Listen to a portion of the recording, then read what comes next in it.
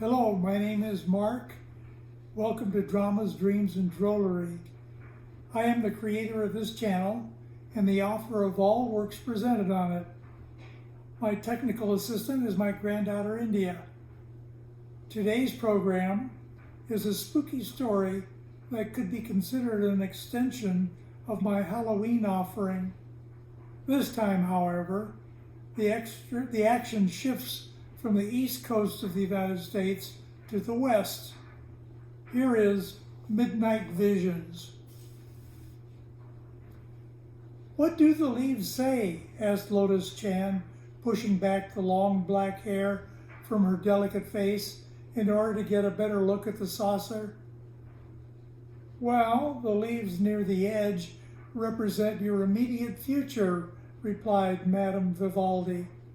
"See how they're gathered together? That tells a clear story. Within the next week, something extremely interesting is going to happen to you. The distant future, beyond 1980, is rather vague. The next time you come, I may be able to tell you more." Lotus left the salon feeling skeptical and slightly embarrassed. As a sensible American-born woman, free of the superstitions of her Chinese parents, why had she acceded to assign tea leaf readings? She was downtown simply to buy a black dress. Lotus pictured her Berkeley professors and classmates mocking her frivolity. She would say to them that she didn't take tea leaf reading seriously, and that summer was a time for amusement. A light breeze softened the midday heat. Lotus stopped in the shade of a storefront canopy. Staring vacantly at the window display, she let her mind fantasize about the prophecy of Madame Vivaldi. Could the near future truly hold something special? A boyfriend? An inherited fortune? A trip to the Moscow Olympics? Laughing to herself, the young woman swiftly swept the dreams aside. Along Stockton Street, Lotus weaved in and out of apparel boutiques, seeking the right dress. She found many black garments, but none that suited her. Price was not a problem. Lotus had ample means and the habit of spending lavishly on clothing. In ennui, she gave brief consideration to a jacket and matching pants. But no, that combination wouldn't do. For the Wang's party, it had to be a black dress and high heels. By 3 o'clock, the woman was feeling frustrated and discouraged. In all of chic San Francisco, was there no establishment that had what she wanted? Turning onto Pacific Avenue, Lotus became aware of two young Chinese men close behind her. In Mandarin, they began saying how beautiful she was and how much they would like to date her. Annoyed, Lotus abruptly darted into an antique shop. Perhaps she could shed these pests with the assistance of store personnel. But the pursuers did not enter the building. For 15 minutes, the woman browsed aimlessly, hoping that the men would give up and go away.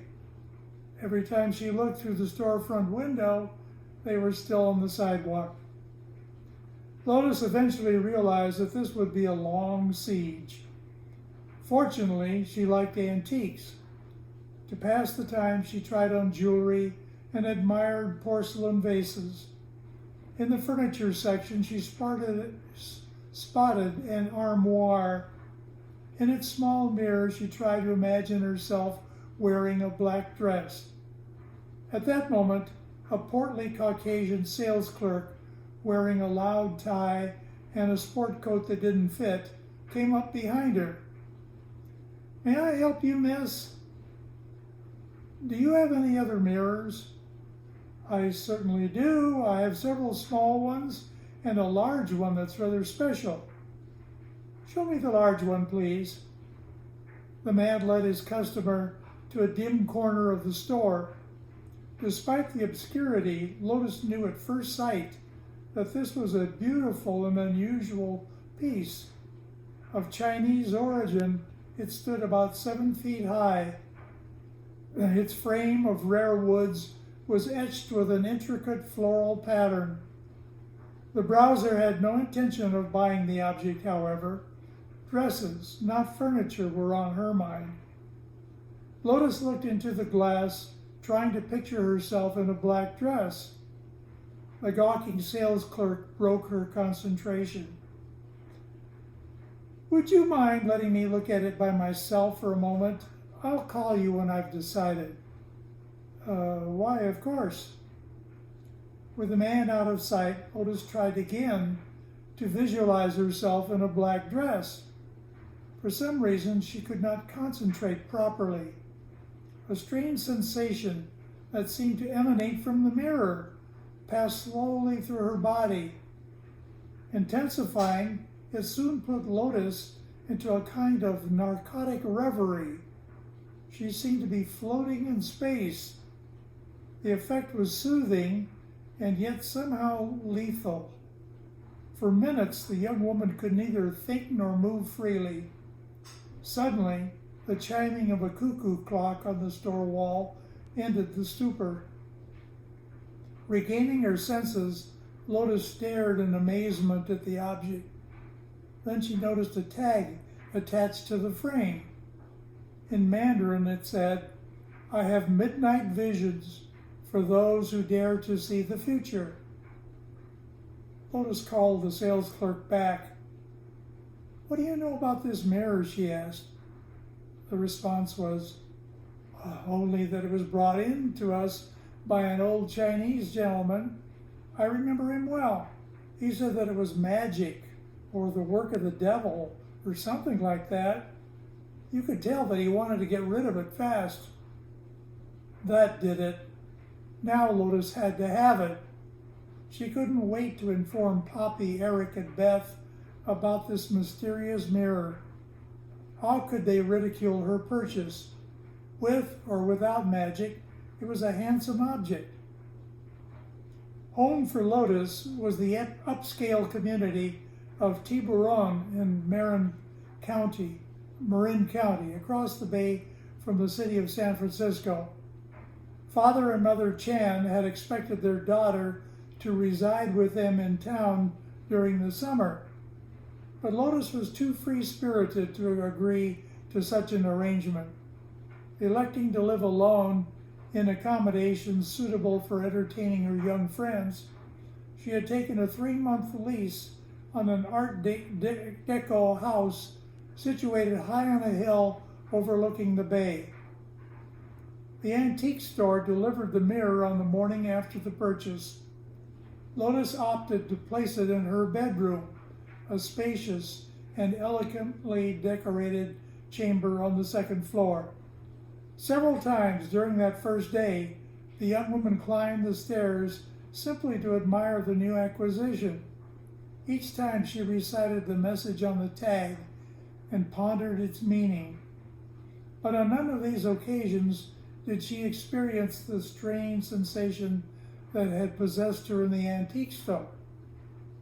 Eager to inform her friends, Lotus dialed Eric and Beth late in the afternoon, but she hung up before the phone rang. Perhaps it would be best to experience that evening with the mirror by herself. About 11 that night, while preparing for bed, Lotus began to ponder the meaning of midnight visions.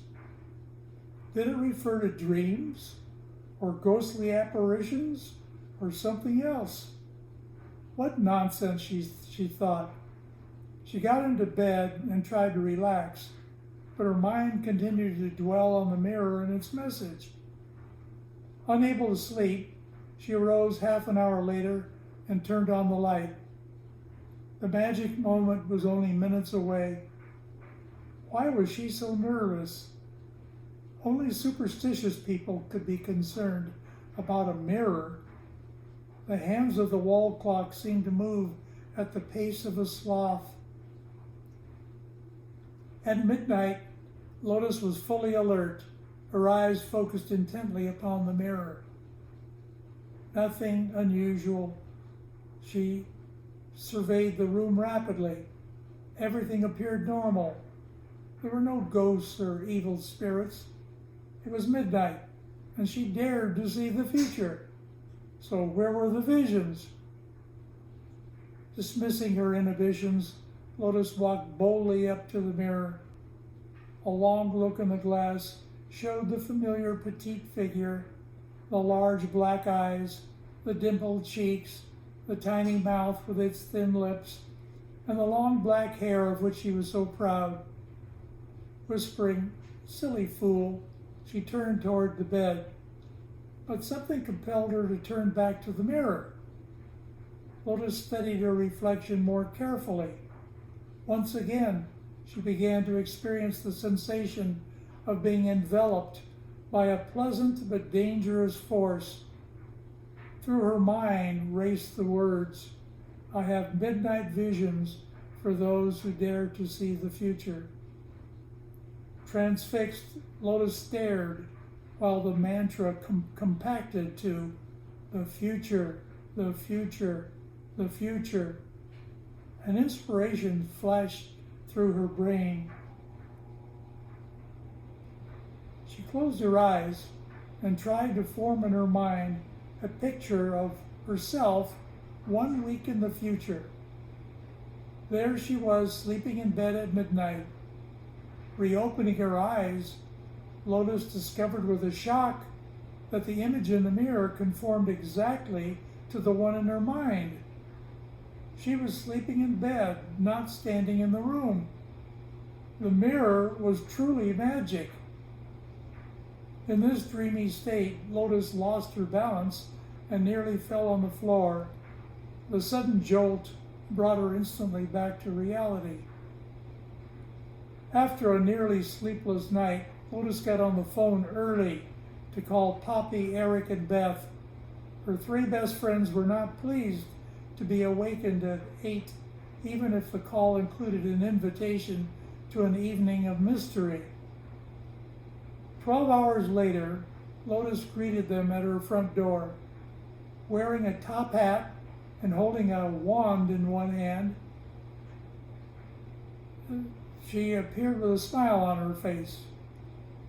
During a dinner of roast lamb and shallots, the hostess reported the events of the previous day.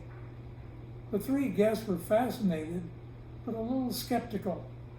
To pass the hours until midnight, the group sipped Sauvignon Blanc and speculated about the visions they might experience. At the proper hour, the group went upstairs to the bedroom and stood before the mirror. Lotus invited Beth to conjure up an image of the future. Caught off guard, the young woman didn't know what to say. After some hesitation, she blurted out, "Show me the results of next Friday's lottery drawing." When nothing happened, she repeated the request. The mirror remained unchanged. "Let me try," said Eric. He too had no success. "Looks as though your mirror isn't magic after all," asserted Poppy. Lotus winced. "Well, I don't think you're going about it the right way. I got results by closing my eyes and imagining. I didn't utter a word." While the others observed in silence, Poppy employed her friend's technique. Still, nothing happened. "Your turn, Lotus," suggested Beth. Even Lotus failed. "I think you're trying to pull one over on us," said Eric with a smile. "No, no," insisted Lotus. "How many glasses of wine did you have with dinner last night?" laughed Beth. "I'll never live this down," thought Lotus. The next morning, the hapless woman received a phone call from a weeping Aunt Yawen. Sheep Pei, Lotus's favorite uncle, was gravely ill. During the night, paramedics had taken him to Townsend Heights Medical Center, where tests revealed a severe gastrointestinal ailment.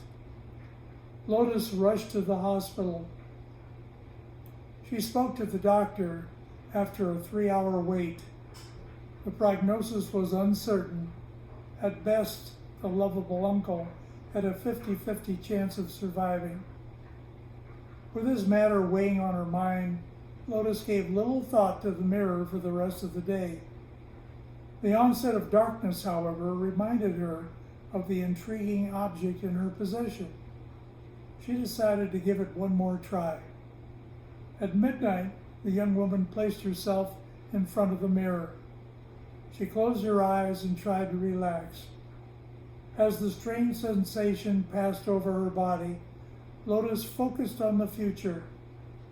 About what event did she wish to know? The answer came quickly: Uncle Sheep Pei's health. Turning her mind to her beloved relation, Lotus tried to imagine his condition 2 weeks in the future. She opened her eyes and burst into tears. In the mirror, a hearse moved slowly through a cemetery. Lotus said nothing to Yao Wen or to other relatives, but she visited her uncle daily until his death. The funeral unfolded just as the mirror had projected. Lotus spent most of the day with family members. In the evening, she returned to Tiburon and reflected on the recent past. It was clear that the mirror could foretell the future. But why hadn't it performed in front of her friends? Not even she had been able to control it at that time. After long thought, she concluded that the object responded exclusively to its owner in an isolated setting. Further reflection made Lotus realize that she possessed something for which people would kill. How much money could be made from foreknowledge of the stock market, of lotteries, of horse races? How many lives could be saved by anticipating violent crimes, military engagements, terrorist acts?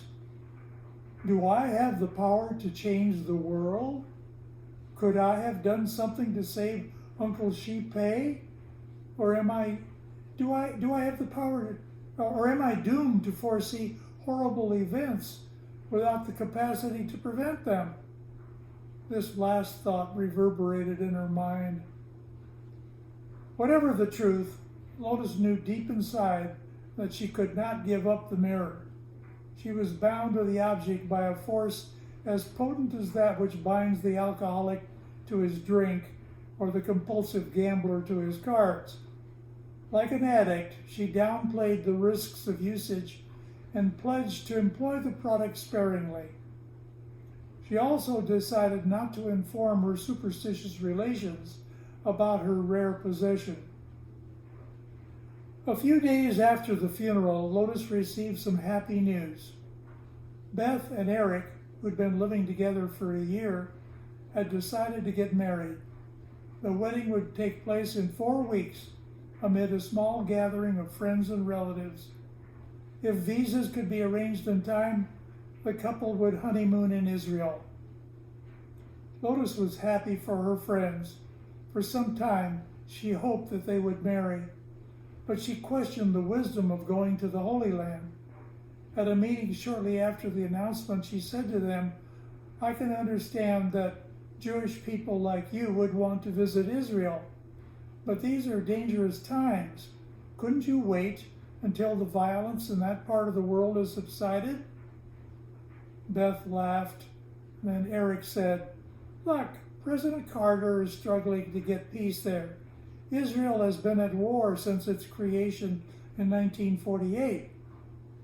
True, Lotus responded, but the violence within the nation has become more intense. Just last week, 13 Israelis were murdered in Jerusalem by agents of Hamas. When is it ever going to get better over there?" Eric countered. "Besides, we're not Israelis. We're American tourists, and we're going to be in Israel just for a week." 2 days before the wedding, the visas arrived.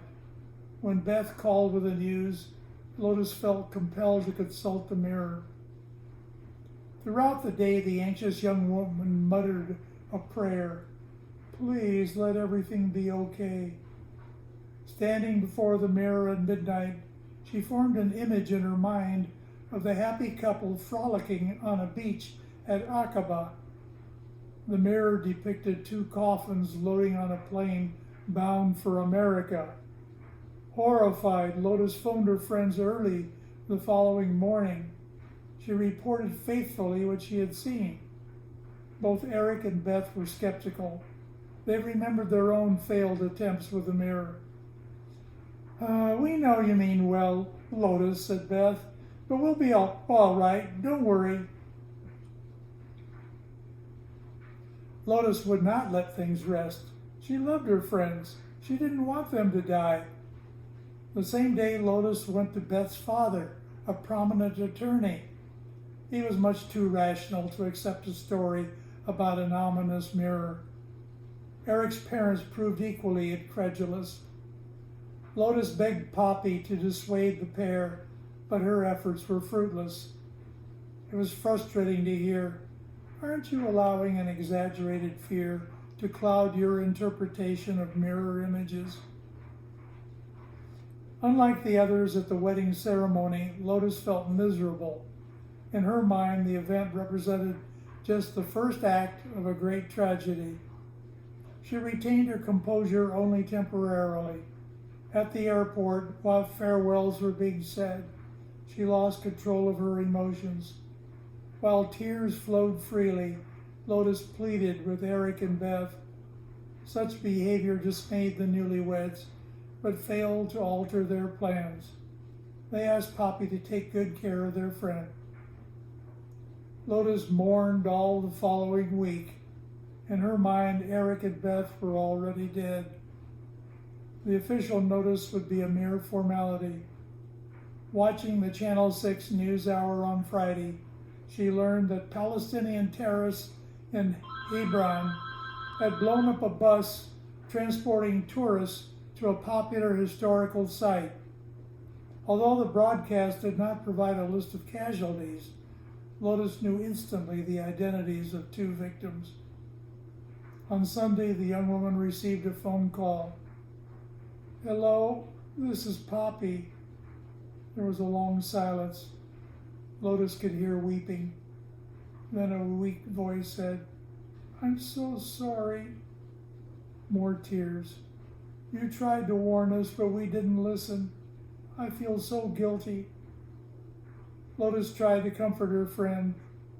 "Probably no one could have done anything. The mirror tells the future, that's all."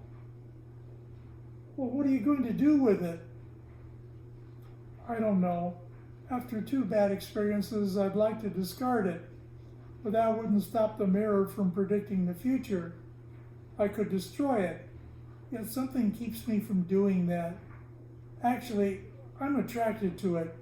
It's difficult to explain. I fear the mirror, and at the same time, I can't resist it. Promise me one thing, Poppy. If anything happens to me, you'll get rid of the mirror." "Of course, Lotus, if that's what you want. But don't talk that way. Nothing's going to happen to you." Immediately after hanging up, Lotus took a king-size sheet from a linen closet in the hallway and covered the mirror. By this act, the young woman hoped to put the article and its associated memories out of her mind. The deed failed to produce the desired result. During the next week, she thought constantly of Uncle Shipei, of Eric and Beth, of the inscription on the tag, and of the mirror's magnetic attraction. She could scarcely sleep. Early in September, Lotus and Poppy met for lunch at Chez Nous in Mill Valley. Despite a bright, cheery day, the Chinese woman brought the downcast mien into the restaurant.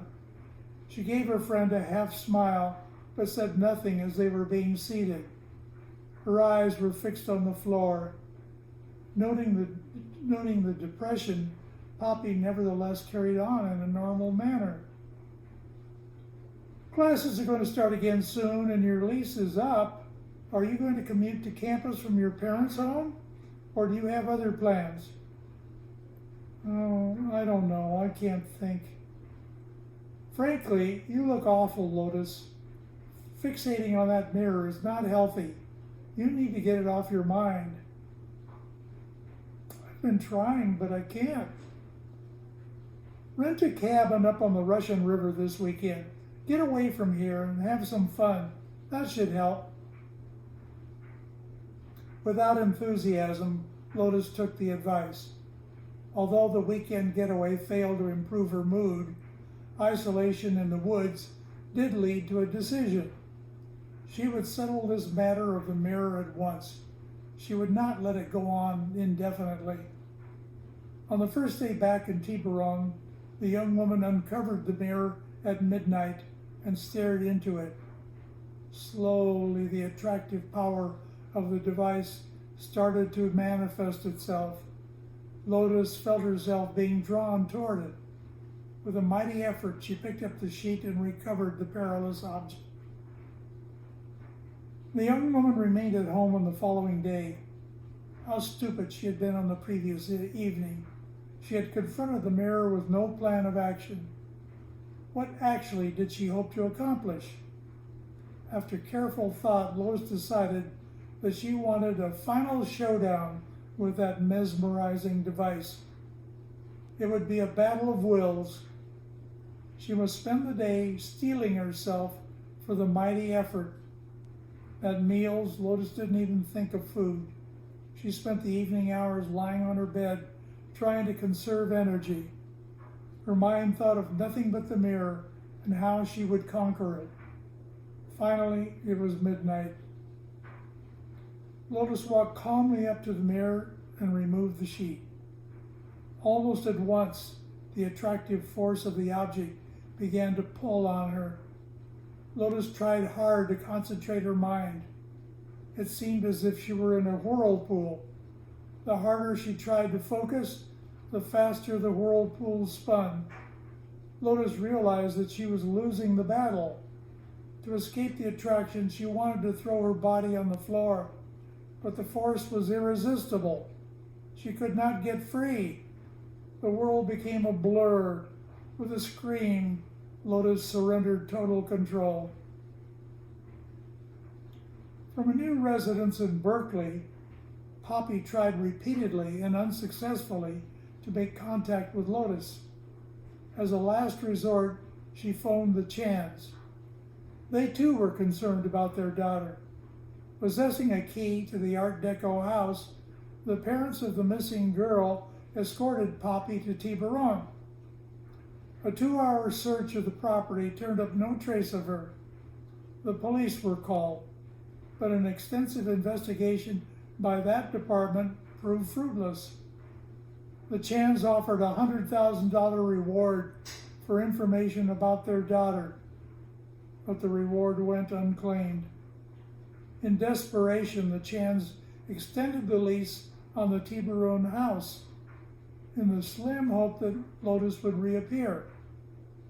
To keep watch on the house, they hired a live-in caretaker. Day after day, he reported that there was nothing to report. Poppy told neither the police nor Lotus's parents about the mirror. She assumed that the police would not believe her. And even if the superstitious Chans did believe her, why trouble them with stories of the supernatural, especially if no one knew what had happened to their daughter? But Poppy remembered her promise to Lotus. Somehow, she must eliminate the mirror. To achieve that objective, she needed to gain control of it. So she asked the Chans if she might keep the object as a souvenir of her friend. They generously agreed. Now Poppy wondered how to proceed. She could give the mirror away or destroy it. To give it away might simply pass misfortune on to another person. Yet to destroy it might forever prevent Lotus's return. In Poppy's mind, the disappearance of her friend was linked somehow to the mirror. Wrestling with this dilemma reminded Poppy of a significant fact. She was now the owner of the mirror, and in that capacity, she had the power to see its future. This discovery soon led to an intriguing question. Could she use the power of the mirror to bring Lotus back? Poppy vowed to try. She would do anything to rescue her friend. Shortly after this perception, Poppy learned from the Chans that the renewed lease on the Art Deco house was about to expire, and that the caretaker had already been dismissed. Knowing that the mirror was still in the house, Poppy asked her friend's parents for the key. Ostensibly, she wanted to fetch the souvenir, but the mind of the young woman toyed with another idea as well. If the disappearance of Lotus was connected to the mirror, perhaps that device could be used to restore her. She would do anything to save her friend. Poppy had never been a brave person. Haunted houses, dark alleyways, insects and snakes always made her scream and run. It was terrifying to think of going alone at midnight to that hilltop home in Tiburon, but she would do it for Lotus. Perhaps the house, as well as the mirror, was responsible for the eclipse of her friend. Anyway, it seemed appropriate to resolve the problem in the setting where it had developed. To prepare for the encounter, Poppy purchased 2 tools. A flashlight would provide lighting in case the electricity was off, and a hammer could destroy her enemy in an emergency. With care, the woman fashioned a question for the mirror that might reveal the location of Lotus. Unwilling to spend more time than necessary in Tiburon, Poppy reached the residence just 30 minutes before midnight. She was thrilled to see floodlights burning on the exterior of the property. Once inside the house, she turned on every electric switch that she encountered on the way to the bedroom. Pausing outside that chamber, Poppy took a deep breath. Then she entered the room and turned on the light. On the far side of the room stood the mirror. Crumpled on the floor at its base lay the sheet with which Lotus had covered it. An impulse to escape seized the woman momentarily, but she repelled it. Poppy placed the superfluous flashlight on a small wooden end table, and with a hammer in one hand, settled slowly onto an Italian leather armchair. Without shifting position, she maintained a steady gaze at her foe, interrupted only occasionally by glances at her watch. The mirror and the young woman were like boxers at opposite ends of a ring, waiting for the bell to begin combat. As the minutes ticked by, the fear within Poppy diminished. Anger took its place.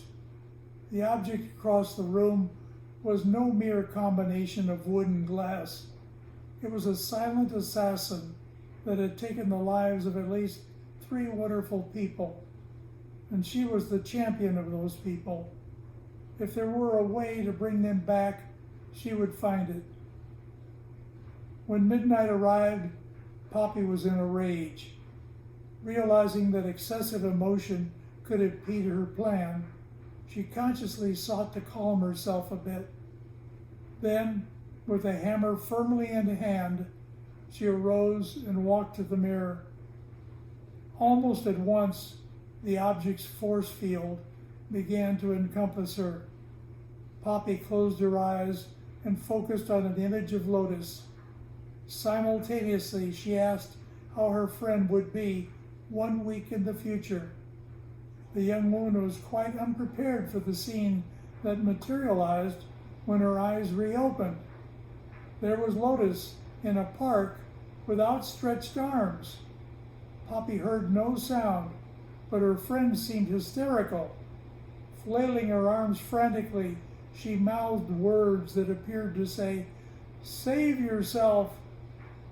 Unnerved by this picture and uncertain what to do, Poppy racked her brain for a solution. While she thought, the sensation of being enveloped by the mirror intensified. Soon the young woman realized that she was in grave danger. She renewed her effort to concentrate, but the force was too powerful. To save herself, Poppy had to use the hammer immediately. With horror, she discovered that she could not raise her arm and that she was being sucked into a vortex. In December, newlyweds Bill and Angie Unruh entered an antique store on Pacific Avenue in San Francisco. They were shopping for bedroom furniture. Fastidious buyers, they demanded high quality. While scrutinizing a French four-poster, they noted a handsome oriental mirror.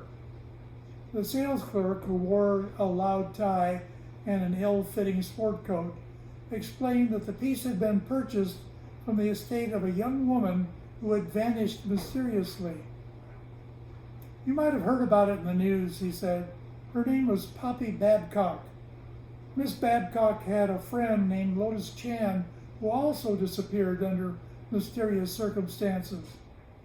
Some people say that a serial killer was responsible, but in Chinatown, there's a rumor that their disappearance was somehow linked to this mirror. You know how superstitious the Chinese people are. I suppose the rumor came from the tag attached to the mirror. It's in Mandarin. In view of all the rumors about these missing women, I got the inscription translated into English. It says, 'I have midnight visions for those who dare to see the future.' Now, doesn't that sound mysterious?" "Oh, Bill, that's exciting. Let's buy it." "Okay, it's a beautiful piece of work. But don't get your hopes up about that Chinese hocus pocus. I doubt it'll amount to much." End of story. This story could be considered a morality play, a check on impulsive buying. Poor Lotus Chan went shopping for a black dress and wound up with a dangerous mirror. Please remember that I retain the copyright to all material presented on this channel. Next time I'll have some poetry for you. Thank you for watching Dramas, Dreams, and Drollery.